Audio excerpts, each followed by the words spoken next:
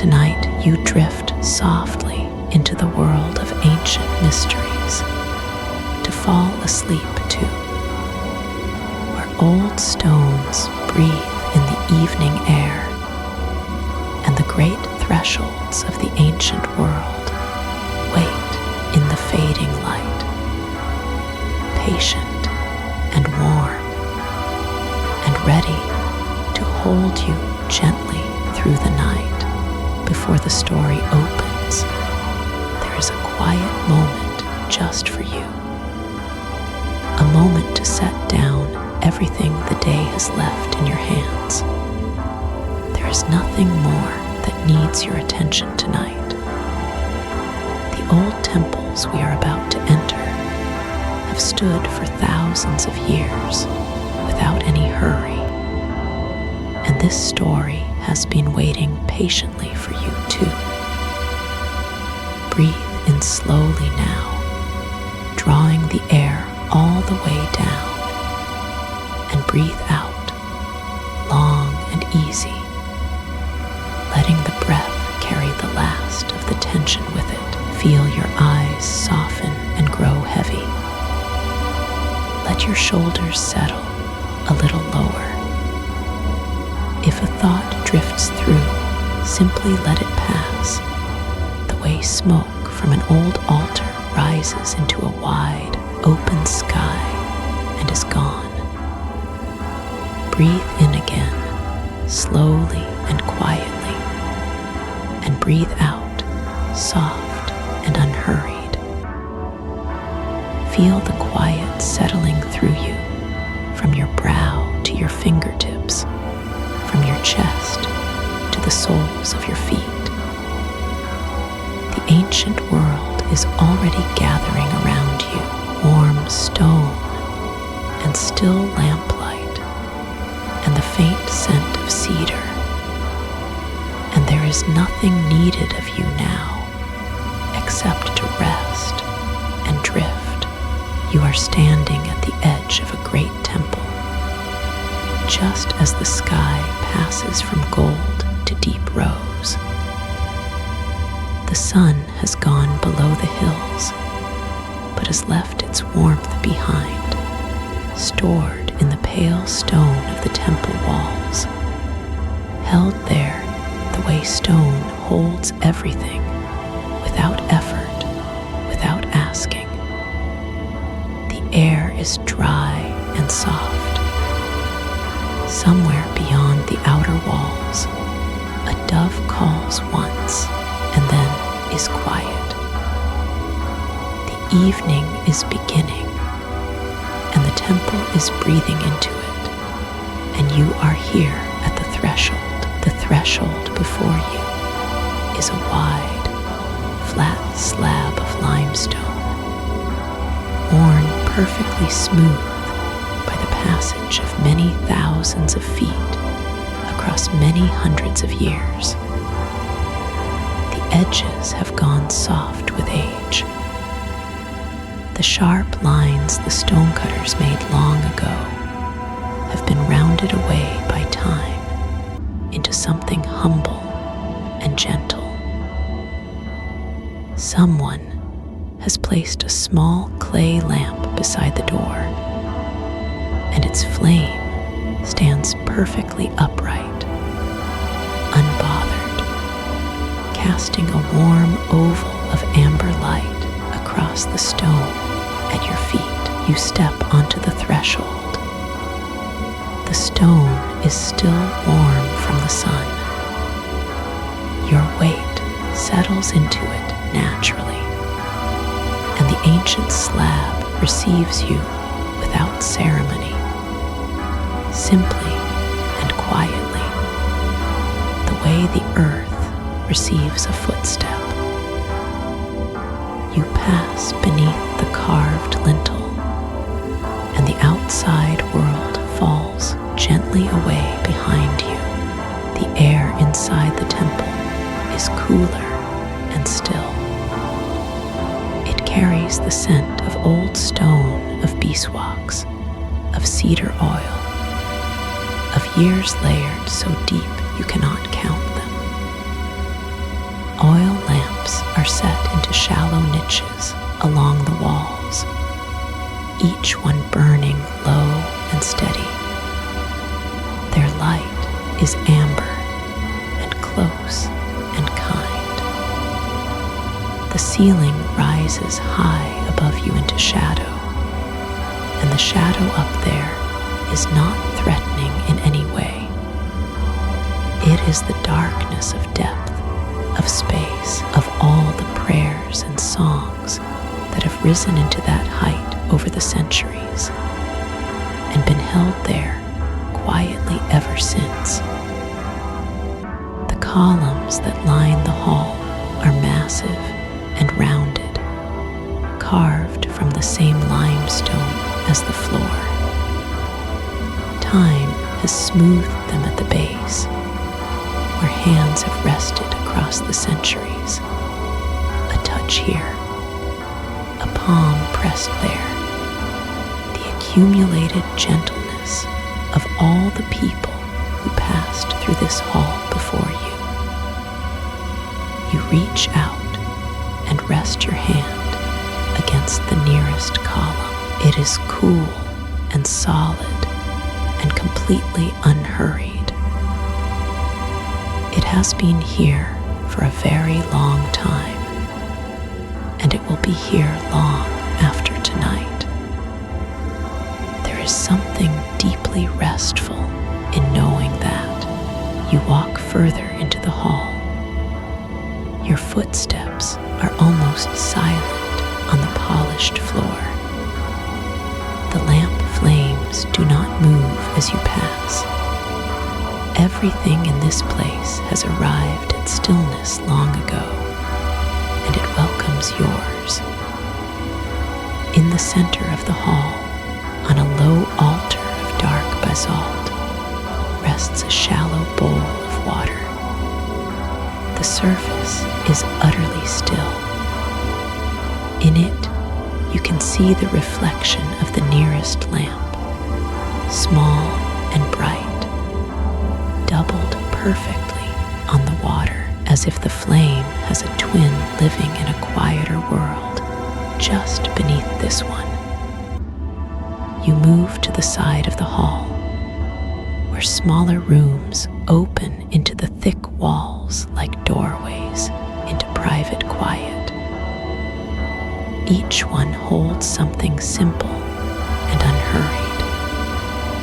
A painted scene of birds above a marsh, a sealed jar wrapped in old linen, a low stone bench worn slightly concave by many years of sitting. You choose one of the small rooms and settle onto the bench. The stone is smooth and just slightly worn beneath you. You rest your back against the cool wall, and it holds you. You breathe. The hall beyond is very quiet. From here, you can look back down the length of the hall and see the doorway you entered through. The sky outside has deepened to a soft, even violet. The little clay lamp by the threshold is still burning, small and faithful in the gathering dark. A thread of cedar smoke drifts in from somewhere outside, sweet and faint, and rises slowly toward the shadowed ceiling and disappears. You are not needed anywhere tonight. This old place does not ask anything of you. It simply goes on being what it has always been: stone and lamplight and still water and the long, patient breathing of centuries. And you are held inside it completely, resting and warm and at ease. The painting on the wall beside you shows birds crossing a marsh. Tall papyrus reeds sway very slightly in the painted wind.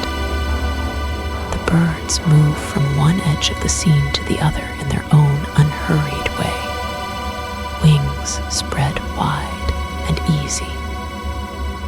You watch one, and then the next, and then another, each one slow and calm in its crossing. The lamp nearest to you breathes. The water in the bowl holds still. The night beyond the doorway is soft and complete, and the stars have come out above the hills. 3 of them now, 4, each one bright and patient and far away. The cedar smoke rises and curls and is gone, and the temple holds you, and the night holds the temple, and everything is quiet and warm and deeply, gently still. Beneath your feet, the stone carries a sound you almost cannot name. It is softer than a voice, deeper than a hum. It moves through the soles of your feet and settles somewhere behind your ribs, steady and unhurried. The way a river has always been steady and unhurried since long before anyone thought to give rivers names. The priests who walked these corridors knew that sound. They learned it young, in the years when they were still small enough to press their cheeks against the cold floor and listen for whole afternoons. They said the water was the memory of the mountain finding its way home. They said it had been flowing since before the first stone was laid, and that the stones were placed there to honor it, not to cover it. You are moving now through a lower passage where the ceiling bows gently downward and the air grows cool and still. The lamps here burn smaller, their flames barely a finger's width, and they give the walls the color of pale amber. The floor beneath you is worn in a shallow groove, a path traced by 10,000 quiet feet over 10,000 quiet years. Your own steps follow that groove without effort. Your body finds the way. The sound of the river is clearer now. It does not rush, it does not tumble. It pours itself through the dark with the calm of something that has learned patience so completely that patience has become its nature. You can hear it shifting around stone, parting for one moment and then closing again, the way sleep closes around a thought and carries it somewhere soft. There are channels carved into the bedrock below, channels that the builders cut by hand in the old time, guiding the water from a source no one can now locate with certainty. Some scholars believe it rises from a spring high in the hills to the east, traveling underground through limestone for miles before arriving here. Others say the source is far older than the hills themselves, that it belongs to a layer of the earth no map has ever captured. Both answers feel true in this place, and neither one matters very much. What matters is that the water arrives, and that it has always arrived, and that it will go on arriving long after every lamp in this passage has been carried away. You pass a stone basin set into the floor, filled so gently that the surface holds no ripple. It is perfectly still. It reflects the small amber flame above it, and the reflection does not waver. Looking into it is like looking into a sky that forgot to have weather. You linger for a breath, then two, and the stillness moves from your eyes inward, settling layer by layer into the quieter parts of you. The people who used this basin did not speak while they stood here. That was a custom so old it had no remembered beginning.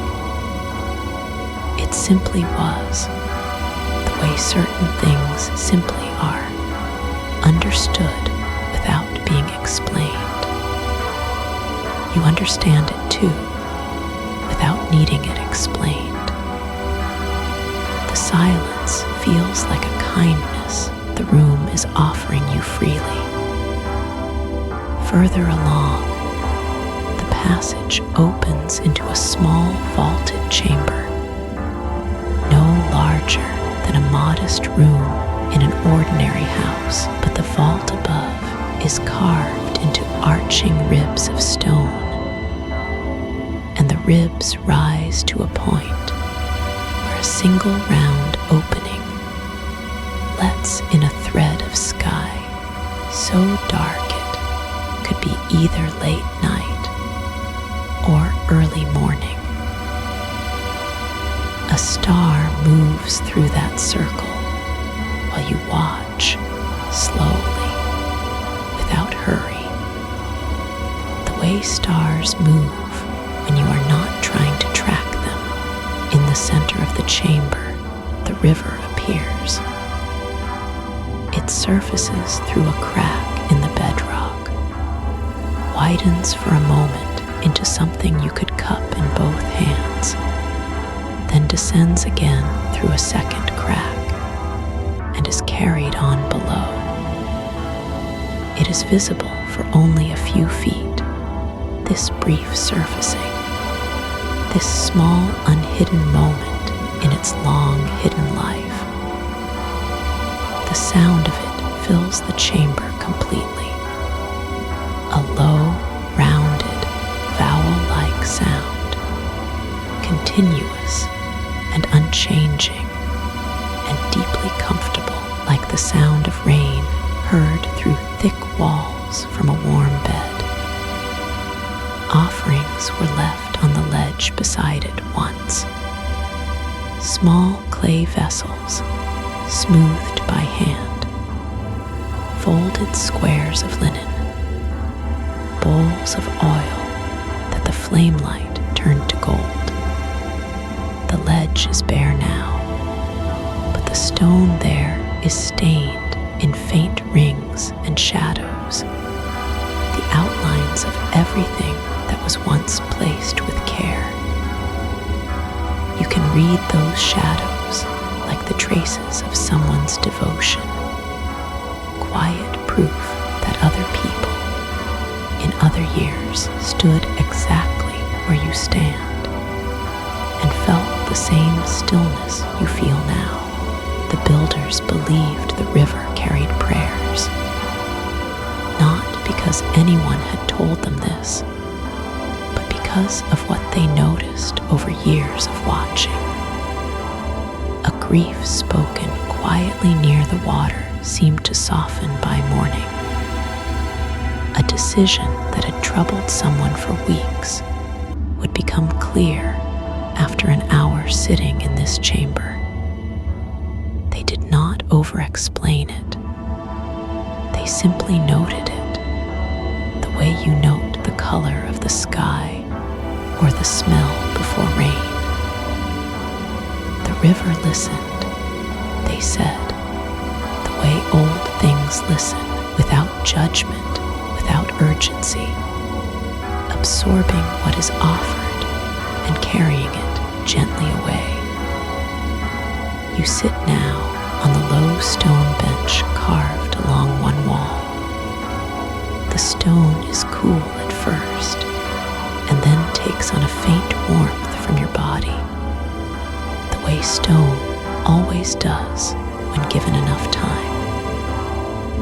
river pours itself through the center of the room without pausing, without minding you, without needing anything from you at all. That is a profound comfort. Nothing here requires your attention. Nothing here is waiting for you to act or decide or become. You are simply a person resting in a room where a river has always moved through darkness, and the room accepts you as easily as it accepts the water. Your shoulders settle lower. Your hands lie open in your lap. The amber light shifts slightly as the flame leans into some breath of air too faint to feel, and then rights itself again. The river continues. The star above continues its slow passage across the circle of sky. The stone holds everything gently. The flame, the water, the old shadows of devotion on the ledge, and you, breathing quietly in the middle of all that has endured. The sound of the water comes and comes and comes, unhurried, whole. A sound as old as the stone it moves through, as simple as the word home, murmured softly to yourself in the last moments before sleep.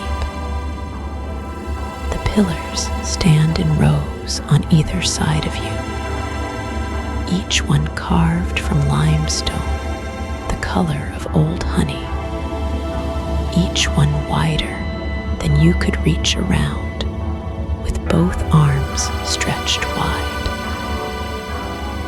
They rise without hurry into the dimness above, their tops lost somewhere in the soft dark that gathers near the ceiling like a patient cloud. You move slowly between them, and the air around them feels different, a little thicker, a little more still, the way air feels inside a cupped hand held close to the chest. Someone long ago understood something about these pillars. The priests who shaped them, the stonecutters who worked by lamplight in the early hours before the city woke, they knew that hollow things carry more than solid things can. So the pillars were made with chambers inside them, narrow and cylindrical, running from the base all the way to the carved capital at the top. No one from outside could see this. The pillars looked whole and unbroken to anyone who passed beneath them, but inside each one there was a listening space, a throat of stone, waiting quietly in the dark. When the priests sang their morning prayers, the sound traveled differently here.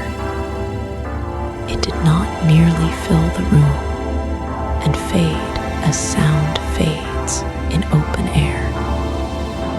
It entered the pillars. It found the hollow places and settled there, gathered there, the way grain gathers slowly in a deep jar. The prayers moved up through the stone in slow spirals, warming as they climbed, changing in some subtle way that cannot be measured, only felt. And then, after a breath or two, the pillars gave them back. You hear it now, very faintly.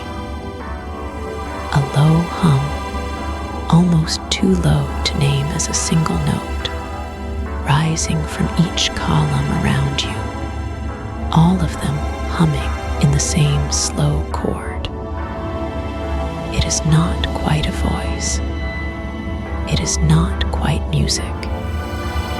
It is something older than both, something that existed before people had words for what they were doing when they opened their mouths and let sound pour out. The hum comes up through the soles of your feet, through the floor, through the stone that ties the pillars to the earth far beneath, and it moves into your legs and your spine the way warmth moves into cold hands held near a low fire. The priests called it the returning. They believed that a prayer offered honestly, with a still mind and an open chest, would be held by the pillar for a little while, as a cupped hand holds water, and then released again into the room, quieted and softened by its passage through the dark interior of the stone. You do not have to believe this to feel something settle in your chest as the hum reaches you. The body knows how to receive an old kindness, even when the mind cannot quite name what is happening. Each pillar has a slightly different voice. The ones nearest the outer walls hum in a lower register, slower and heavier, like a river moving beneath winter ice. The ones closer to the walkway between them hum a little higher, a little brighter. The way light near a surface is always brighter than the light below. Together, they make something that is not quite harmony and not quite silence, but lives gently between the two, a resonance that slows your thoughts the way shallow water slows when it spreads across flat sand. The carvings on the pillars are worth a moment of quiet attention. Long vines of lotus and papyrus spiral upward in shallow relief, so shallow that your fingertips might pass over them and feel only the faintest suggestion of a curve. Between the vines, small figures stand in unhurried rows, each one with one hand raised and one hand resting at the side. They are not royalty, they are not warriors. They are ordinary people, carved here in permanent attendance, as if someone wished to record that ordinary people had stood in this place and felt what you are feeling now, this particular stillness, this particular low and steady hum moving through the soles of their feet. You rest your hand lightly against the nearest pillar. It is cool at first, then it meets the warmth of your palm and holds it. Beneath your fingers, very faint, you can feel the vibration, a trembling so slight it might be breath, a pulse so slow it belongs to something with a far longer life than yours. The pillar does not distinguish between your touch and the touch of everyone who rested a palm here in the long centuries before you arrived. It holds them all equally, without preference, without memory of names. Somewhere above you, near the top of each pillar, the hollow chambers open to the air through through small apertures, carved slits no wider than a thumb. In the early morning, when light came sideways through the temple's high windows, narrow beams would find those slits and fall in thin lines down through the interior of the pillar, illuminating nothing except slow drifts of dust and the dim shape of the inner chamber. The priests noticed this and called it the pillar's own lamp. The column briefly showing what it kept, making its inside visible for just a few quiet minutes before the angle of the light moved on. You do not need to hold any of this in your mind. You do not need to remember it or arrange it into anything useful. The hum is already in your body now, already doing its slow and patient work. It asks nothing of you. It requires no particular attention, no special posture, no prepared intention. It simply continues as it continued long before you arrived, as it will continue long after you have passed through and moved deeper into the quiet that waits beyond. The rows of pillars extend farther than you might have expected. You move between them without effort, your steps soft on the worn stone underfoot, your breath slow and even and unhurried. The hum remains steady around you, a companion made of stone and air, and the long, accumulated memory of prayers offered up in this place over more years than can be easily imagined. The lamplight here is amber and low, fed by small oil cups resting in niches at the base of each column, their flames barely bending, barely moving at all, holding their small warmth without complaint against the surrounding dark. You are among old and patient things. They have kept this hum for a very long time, and they will keep it a little longer while you rest here among them, held gently in the returning. Beyond the pillars, there is a passage that slopes gently downward. It was carved by hands that worked by lamplight, smoothed by centuries of slow air moving through, and it narrows just enough that you feel the world outside receding behind you. The temperature shifts as you descend, becoming cool and close, the way a deep cellar holds the memory of winter long after winter has gone. Your breath seems to fill more of the corridor than it did before, and there is something almost companionable about that. The way the air here accepts you, holds you lightly, lets you through. Then comes the presence. Not quite a sound yet, not quite a feeling, but something between the two. A low, patient murmur that does not arrive from any single direction, but seems to rise through the curved walls on either side, through the ceiling pressed low above your head, through the very grain of the rock.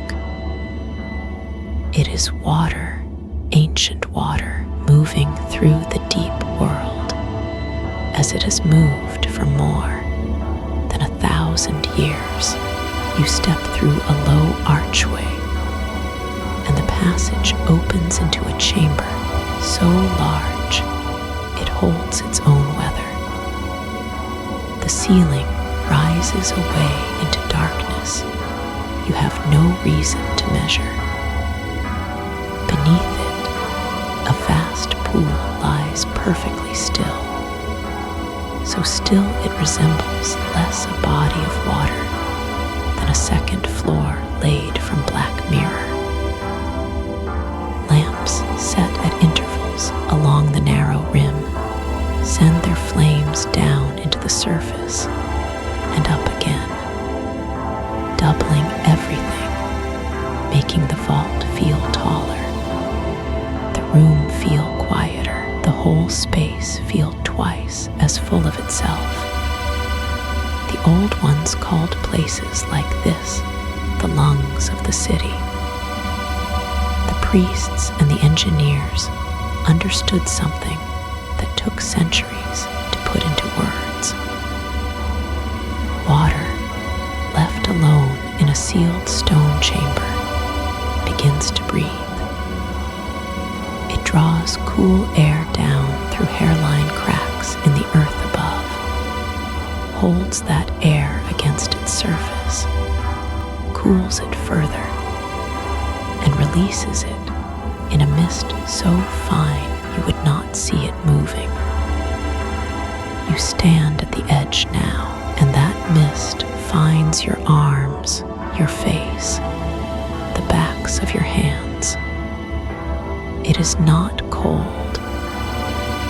It is the temperature of old dark, which is a gentle thing entirely its own.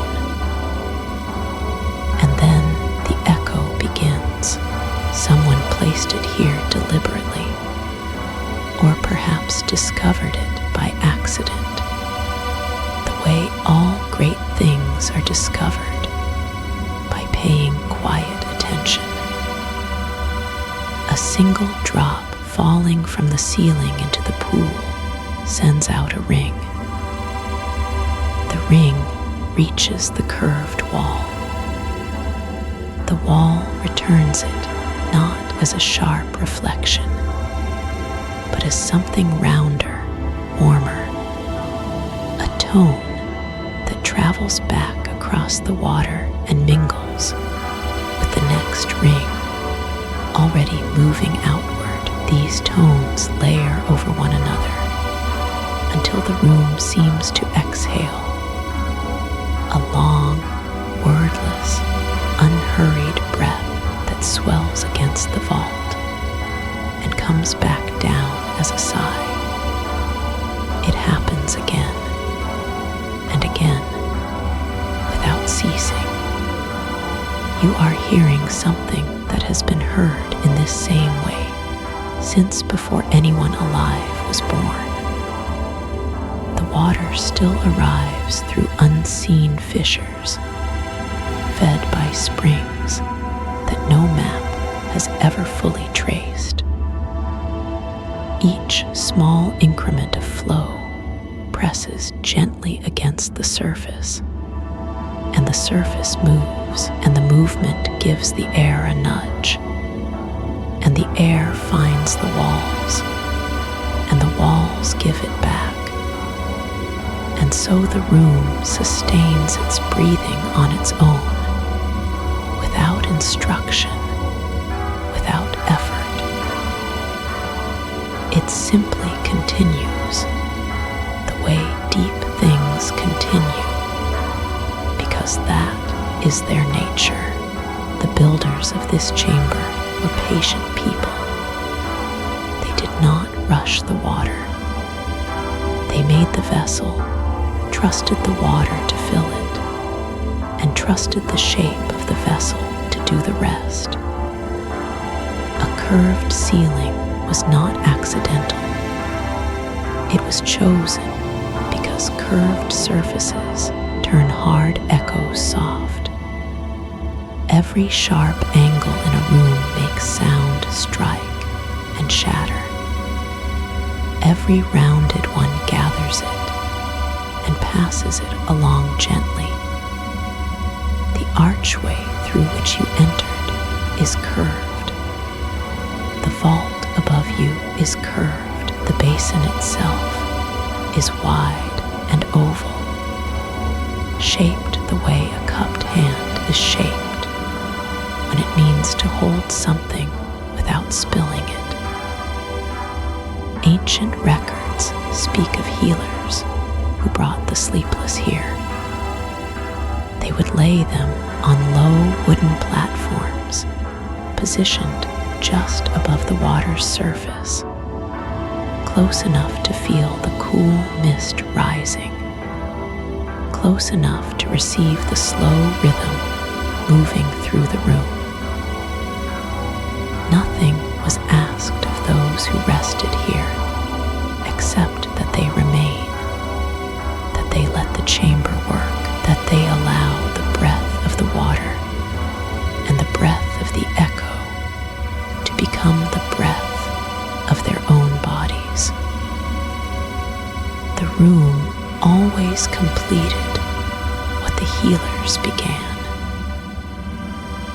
It was simply a matter of staying long enough to let it happen. You do not need a platform or a lamp or a guide. The knowledge that such a place exists is its own form of arrival. You are already inside it, already held by it, already receiving what it offers. The ceiling somewhere above, disappearing into a darkness that is not threatening, but simply complete. The pool below, still and dark, and older than any name you might give it.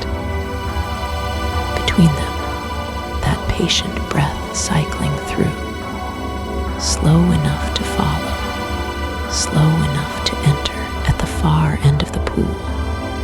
A narrow channel receives the incoming water. It arrives without urgency, a thin seam of current from some unseen source, and it spreads itself across the dark mirror in rings so gradual they take a long time to reach you. When they do, they are barely rings at all, more like suggestions of movement, more like the water remembering it once rippled and doing so again, softly, out of courtesy. Those rings reach the wall. They return, they cross the rings, already coming from the other direction. And where they cross, they lift a small breath of air, and the air finds the ceiling, and the ceiling sends it home. This is what the old builders meant when they carved certain symbols into the rock beside such pools.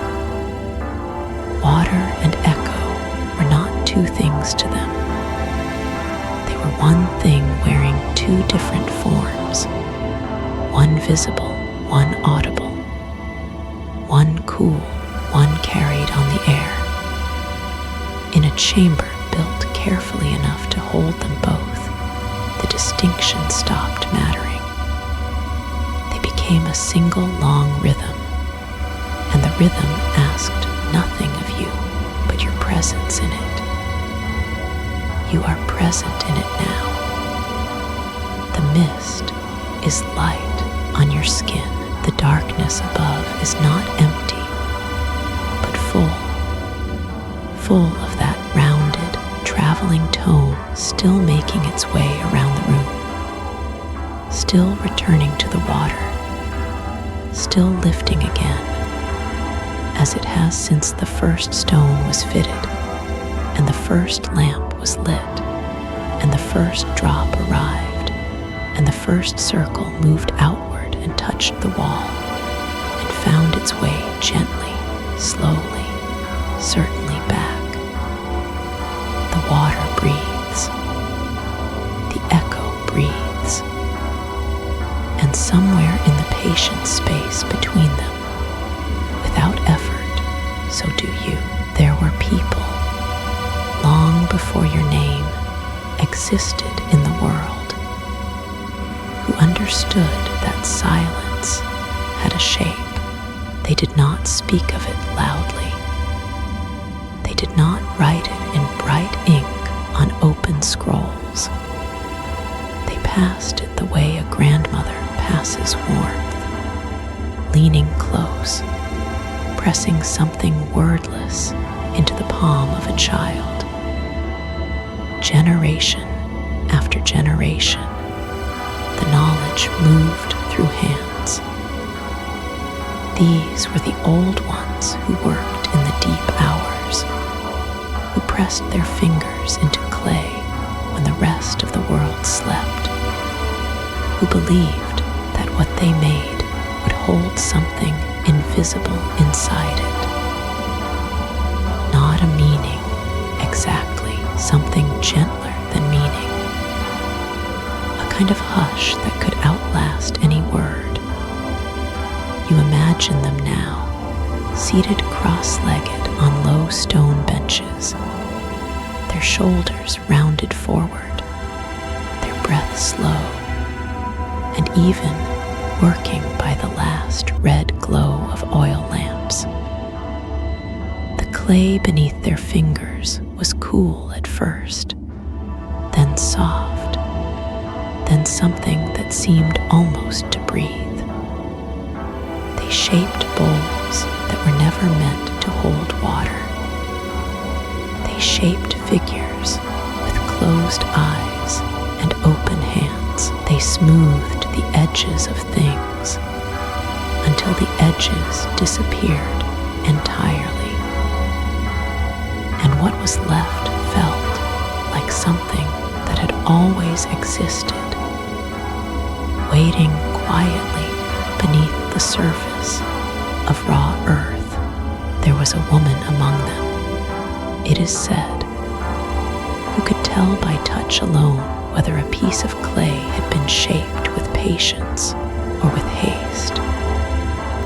She would hold the finished thing in both hands, close her own eyes, and simply wait. A vessel made in hurry felt like tension in her palms, she said. A vessel made in stillness felt like the moment before sleep, round and full and soft at its center. Her hands knew what words could not carry. The rooms where they worked were not grand. They were small and low-ceilinged, lit from within by the glow of a few clay lamps. The walls had been smoothed by many seasons of breathing, by the passage of careful hands across mud brick surfaces worn to the texture of old silk. Nothing echoed sharply there. Whatever entered that room, thought or worry, a half-remembered sadness, softened before it reached the far wall. The room absorbed what was brought to it gently, without effort. You settle into that image now. The low ceiling, the warm amber of lamplight, the smell of wet earth, and something faintly sweet, perhaps cedar resin, perhaps old linen. There is a bench worn smooth by generations of quiet people. You sit among them, or near them, close enough to hear the small sounds of hands at work, the soft press and pull of fingers in clay, the barely audible exhale of deep concentration. Nobody speaks. There is nothing that needs saying. The old ones believed that silence was not the absence of sound, but the presence of something older than sound. They had names for it, it is thought, though those names were never written down any surface that has survived. Names that were themselves soft, spoken barely above a breath. Words that dissolved even as they were formed. To name the silence fully was to crowd it, and so they named it gently, rarely, the way you might name something you love but fear to startle away in the stories passed down about them. The oldest of their elders could sit inside a finished room and know whether the room was well, not whether the walls were straight or the floor level, but whether the room was at peace with itself. These elders pressed their palms flat against the cool plaster and listened with their skin. A room built in grief held something tight inside its walls, something that resisted. A room built slowly, with rest between the labors and intention behind each movement held a kind of giving way, a quiet willingness to receive whatever life entered it. You move through one of those rooms now, unhurried, your hands trailing lightly along the wall. The plaster is cool and faintly rough, like the underside of a smooth river stone. Somewhere behind the surface, there is the old record of every hand that smoothed it, every careful pass, every breath held to steady the arm. You are touching all of it at once, all those patient hours, gathered into one still surface. Beneath your fingertips, the lamps have burned lower. The workers around you are beginning to set their work aside, placing the unfinished vessels on low shelves with the same gentleness one might use to set down a sleeping child. There is no hurry in the setting aside. Each piece is placed as though it has its own small life, its own need for rest before morning. One of them, a young man with earth dark beneath his fingernails, looks at something he has made and simply nods. Not with pride, not with judgment, with recognition, as if he has found something in the clay that had always been waiting there, and he has only helped it become visible.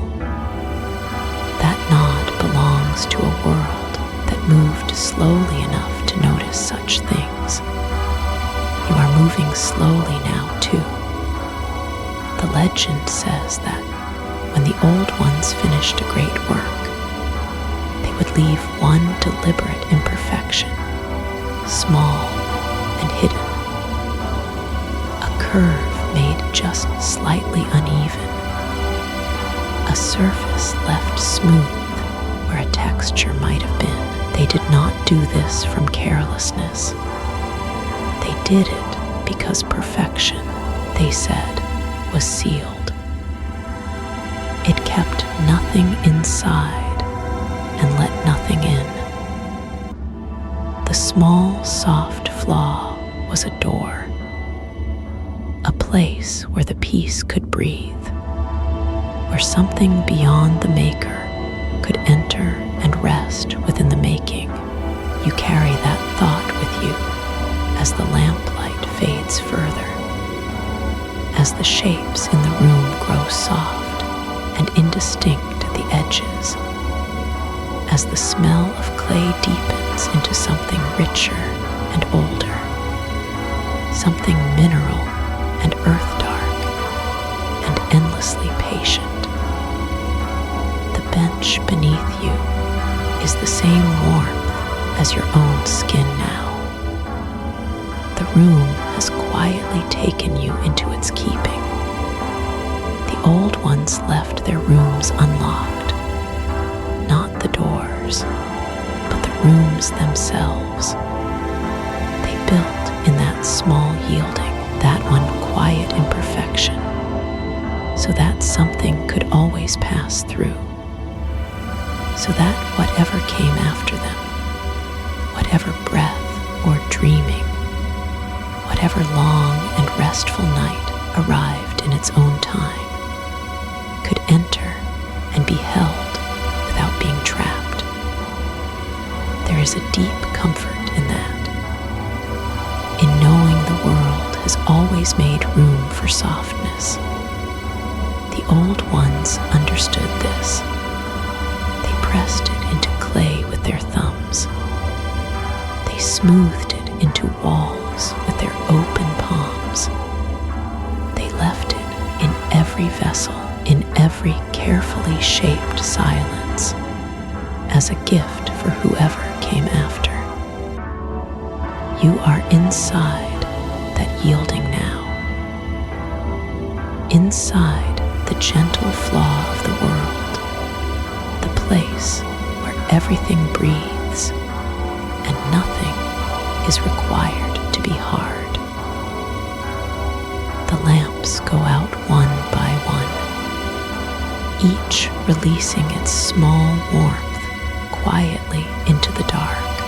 The hands that shaped this silence have long since rested, and still the silence holds its shape, full and soft and curved at the center, like something made with great patience and meant to last. You have come a long way tonight, through corridors that seem to breathe, through rooms that kept the weight of centuries lightly, as light keeps the color of evening long after the sun has gone. Now you are somewhere farther still. The stone beneath your feet is smooth and pale, worn by more seasons than any name can hold. A courtyard opens around you, roofless, unguarded, and the night sky is enormous above you. You look up, and the stars are very still. There is a quality to this hour that no craftsman ever carved into stone, though many tried. It lives between the last note and the silence that follows. You have reached it now. You are standing inside it, and it is as soft as the inside of a closed hand. The courtyard walls are low here, and beyond them, the land rolls away into a darkness that is not frightening, only old and patient and full. A pale dust rises somewhere on the far edge of things, but slowly, gently, and it settles again before you can name what stirred it. Nothing is urgent. Nothing has been urgent for a very long time. A shallow basin near the center of the courtyard holds still water. Stars are reflected in it, doubled, softened, and they tremble only once, just once, as if the night took a single slow breath. Then the surface is glass again. You watch the stars in the water rather than overhead, because it is easier, somehow, more tender, to see them held there rather than to crane toward the vast and open dark, somewhere in the ancient tradition that shaped this sanctuary. There were those who came here not to speak, but to look. They arrived before dawn, or stayed after midnight, wrapping wrapping themselves in undyed wool against the chill. And they watched the sky with a quiet so complete that it became a kind of knowledge. Not a knowledge of facts, but of belonging. A sense that the body and the star were made from the same patient substance, separated only by time and circumstance, and destined eventually to drift back together. You feel that now, a loosening, a sense that the edges of you are not as fixed as you once believed. The night is cool against your arms, and you are not cold, only aware, gently aware, of the air touching you as the dark touches everything it loves, which is everything. A moth passes somewhere near the rim of the basin, soft-winged and unhurried, and it does not linger, only passes through. And then the courtyard is still again. Your breath is slower than it was. You notice this without trying to change it. The chest rises, the chest falls, and there is a pause at the bottom of each exhale, a quiet, hollow moment that is becoming longer and longer and very easy to rest inside. Stone steps rise at the far end of the courtyard, leading up onto a flat platform where once someone stood to mark the rising of certain stars. The marks are still there, worn almost smooth, little grooves and notches that told the watchers when the year was turning, when the floods would come, when the dry season would yield. Standing at those marks, a person became part of a larger count, a longer rhythm, one that moved through generations as rivers move through rock gradually and with great kindness. You climb the steps slowly. There is no hurry. Each step is broad and sure beneath you, and the night receives you gently at the top. From here, the horizon is a long, dark line, and above it, stars stretch in their ancient patterns. You know some of their names, or you knew them once, but tonight the names are beside the point. What matters is the light itself, so old by the time it reaches you, so patient in its traveling, arriving here after a journey longer than any story ever told, and finding you awake just long enough to receive it. And now you are growing tired, not unhappily tired, deeply tired, as a field is tired at the end of summer, full and finished and ready to rest. Your shoulders are settling. Your jaw is soft. Behind your eyes, a quiet is spreading, the same quiet that lives inside the stone, inside the water, inside the old worn grooves of those celestial marks. You sit. There is a place to sit at the top of the platform, a low curved edge of stone, and you settle there, and the stone is not cold. It holds the warmth of the day still, faint and even and good. The stars above are turning very slowly on their great invisible wheel. They have been turning since, before the first hands shaped the first threshold, and they will turn long after the last courtyard is returned to the earth. This does not make you small. It makes you restful. A faint smell of something ancient and dry drifts up from the stone beneath you. Resin, perhaps, or the memory of smoke from offerings made in seasons past all counting.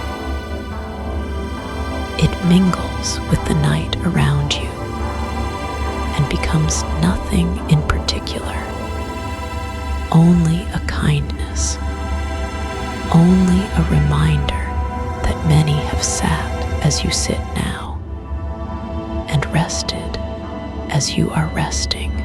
A single star, low on the horizon, is bright for a moment, then softening, then dissolving into the blue haze that always lies at the edge of a clear night. Gone or not gone, changed, become part of the sky's general luminous breath, which is different from disappearing. Your eyes are very heavy now. The courtyard below is silver and still. The basin holds its stars. The moth is gone. The dust has long since settled. Everything that needed to happen here has already happened long before you arrived, and your arriving was not an interruption, but a completion of something that was always waiting for exactly this, for someone to come and be still and let the old light reach them. You are being reached. All those who ever kept watch on a night like this one knew this feeling, this particular heaviness of late dark, when the body becomes something more like earth than like waking. They lay down on warm stone or on woven mats that smelled of dried herbs, and they let the turning sky take them. They were not lost. They were found. You are being gathered gently as the night gathers everything it loves into a warmth that has no edges, into a quiet that has no floor. Your breathing is very slow. The stars are very far and very close, and the distance between them and you is made of something softer than distance. You are drifting now, and the last faint resonance of this ancient night, of all the nights that came before it, moves through you once and then releases you, and you go gently into the deep and waiting dark. All is still. All is still.